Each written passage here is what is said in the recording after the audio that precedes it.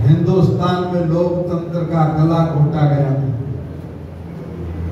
आज जिस कांग्रेस के नुमाइंदे खड़े होकर कहते हैं कि आज भारत में लोकतंत्र की हत्या हो रही है, भारत का लोकतंत्र खतरे में है, लोकतंत्र खतरे में, इसका नाम लेके लोगों को जंतर मंतर पर इकट्ठा करके धरना प्रदर्शन कर रहे हैं।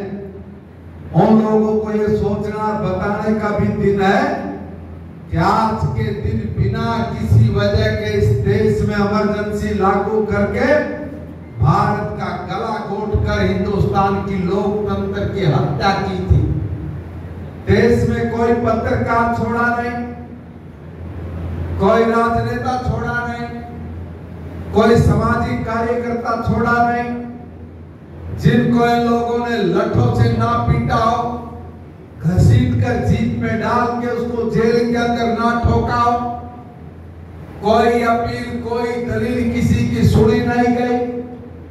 राष्ट्रीय स्वयंसेवक संघ पर और उसके स्वयंसेवकों पर जिस तरह से अत्याचार हुआ, अगर उस अत्याचार की कहानी हमारे जो उस वक्त इमरजेंसी में अंदर रहे हुए लोग हैं वो अगर बताते तो रूह कांप जाती है।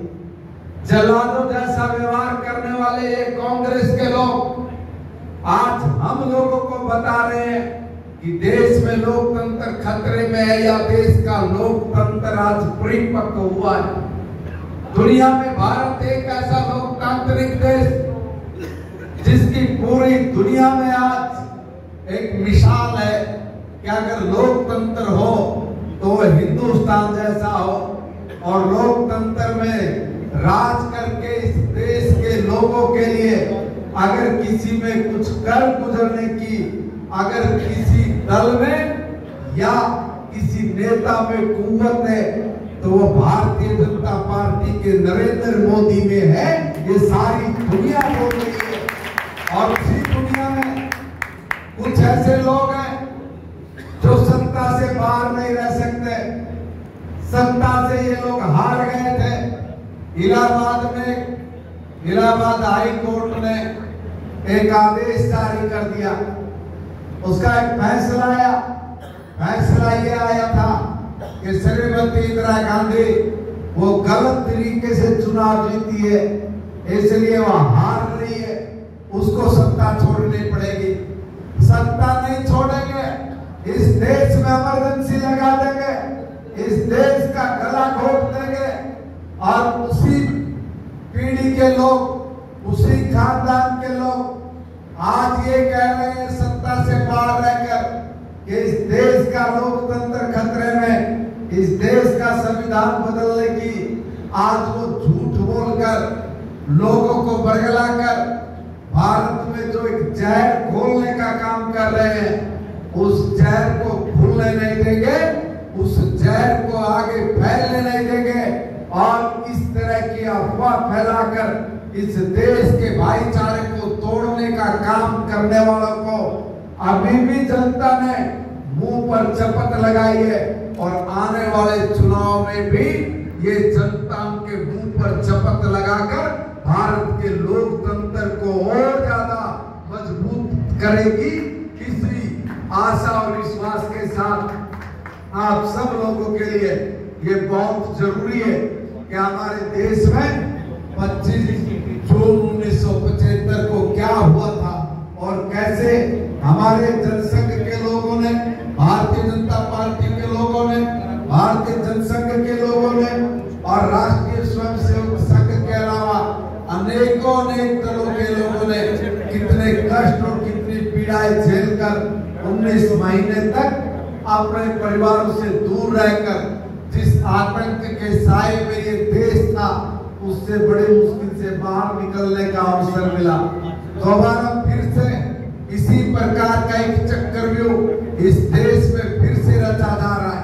फिर से एक कोशिश की जा रही है कि किसी तरीके से भारतीय जनता पार्टी को सत्ता से बाहर करने के लिए गठजोड़ किए जाए। गठजोड़ करो चाहे कुछ भी करो, अब हम लोग 50 साल से पहले इस देश में से हिलने वाले नहीं। और हिलने वाले क्यों हैं? इसलिए हिलने वाले नहीं है। आप लोगों को पता ही, जब हमारी सरकार सत्ता में नहीं थी तब ये लोग एक बात कहा करते, ये कहा करते कि ये जो भारतीय जनता पार्टी है ये गरीब विरोधी पार्टी है, ये किसान विरोधी पार्टी है। हम लोग उनसे पूछते थे कि जब हमारी पार्टी कभी सत्ता में आई ही नहीं तो हम लोग गरीब विरोधी कैसे हुए, किसान विरोधी कैसे हुए?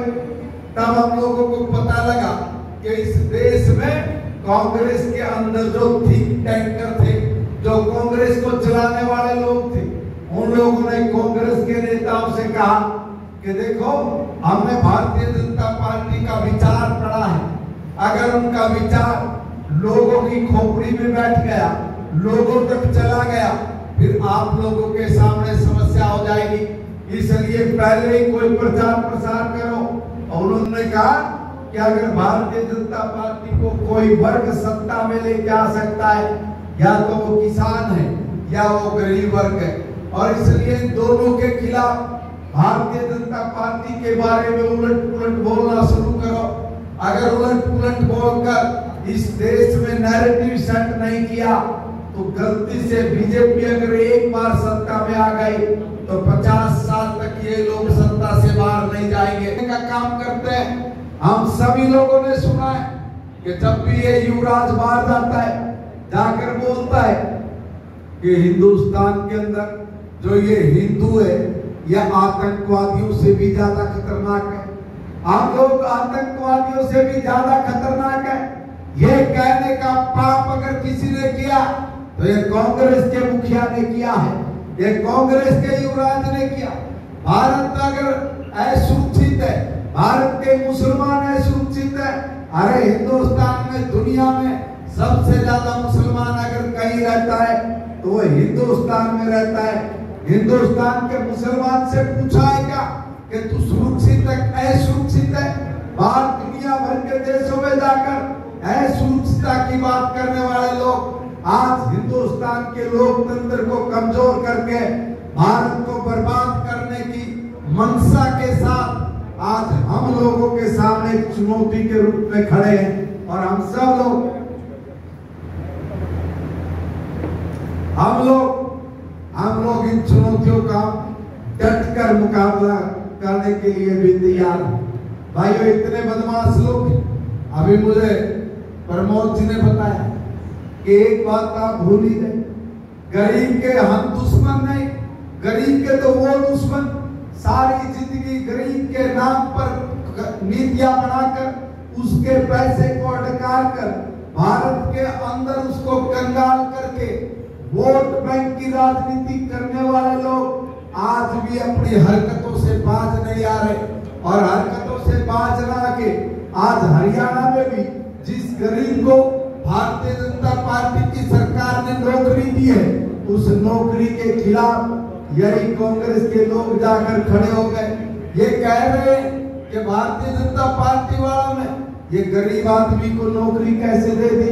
गरीब आदमी को नौकरी नहीं देनी चाहिए थी, अगर नौकरी देनी थी तो उन्होंने इस प्रकार के गैंग खड़े कर दिए। भर्ती रोको गैंग, ये भर्ती रोको गैंग में सारे कांग्रेस के बड़े से बड़ा और छोटे से छोटा हर नेता खड़ा हो गया। जब भी कोई गरीब आदमी भर्ती होता है उसके खिलाफ कोर्ट में जाके खड़े हो जाते हैं और ये कहते हैं कि भाई गरीब आदमी का क्या मतलब कि वो किसी भी सूरत में कहीं भी प्रशासनिक तंत्र के अंदर सेवा कर ले,